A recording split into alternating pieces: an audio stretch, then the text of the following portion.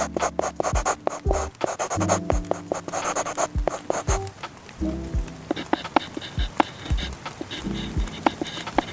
welcome back it's vibes with نوري.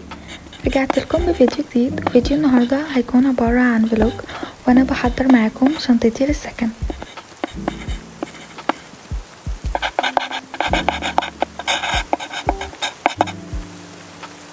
فلوج النهاردة عبارة عن تجهيزاتي للسكن، فيديو خفيف هوريكم فيه ايه الحاجات اللي باخدها معايا وانا رايحة السكن.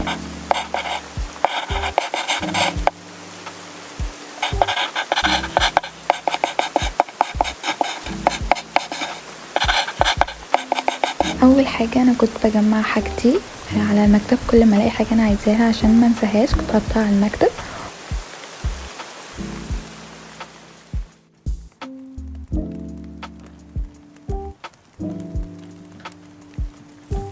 بجد الخطوة دي كانت مريحة للأعصاب قوي، لأنه كان مكتب بقاله كده كذا يوم أجمع عليه حاجتي كلها، فكان يعني شعور راحة قوي وانا أخيرا بنضفه بعد أيام من الكركبة.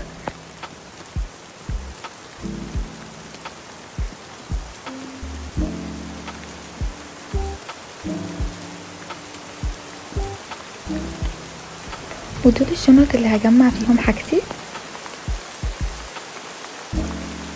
وعشان ما انساش اي حاجه فكان لازم اعمل اللسته دي، فبطئوا الفيديو وخدوا سكرين عشان لو هتحتاجوا لسته زي كده.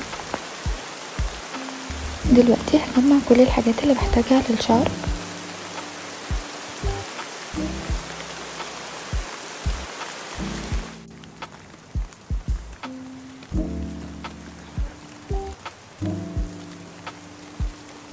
وهخلي الشنطه دي للميك اب. دلوقتي جه دور السكين كير، اكتر مرحله ما كنتش عايزاها لاني بجد متردده ومحتاره ايه الحاجات اللي هاخدها وايه الحاجات اللي هسيبها، لان انا بروح وباجي على طول، فكنت محتاجه شويه هنا وشويه هناك.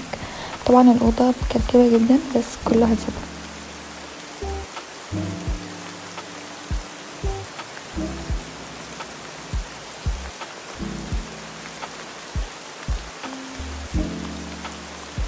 ودلوقتي جه دور الميك اب، وكمان جمعت حاجات المطبخ اوف كاميرا، وبس كده قفلت الشنطه وكنت فرحانه قوي الصراحه.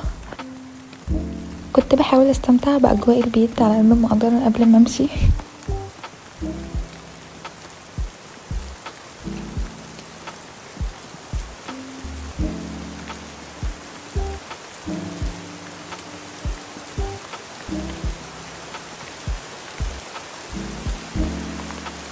وبس دي كانت اجواء اخر ليله في اوضتي، وهنا كنت وصلت اخيرا السكن، وبجد اكتر حاجه بحبها فيه هي الفيو بتاعته خطيره. وبس اشوفكم فيديو جديد، باي باي.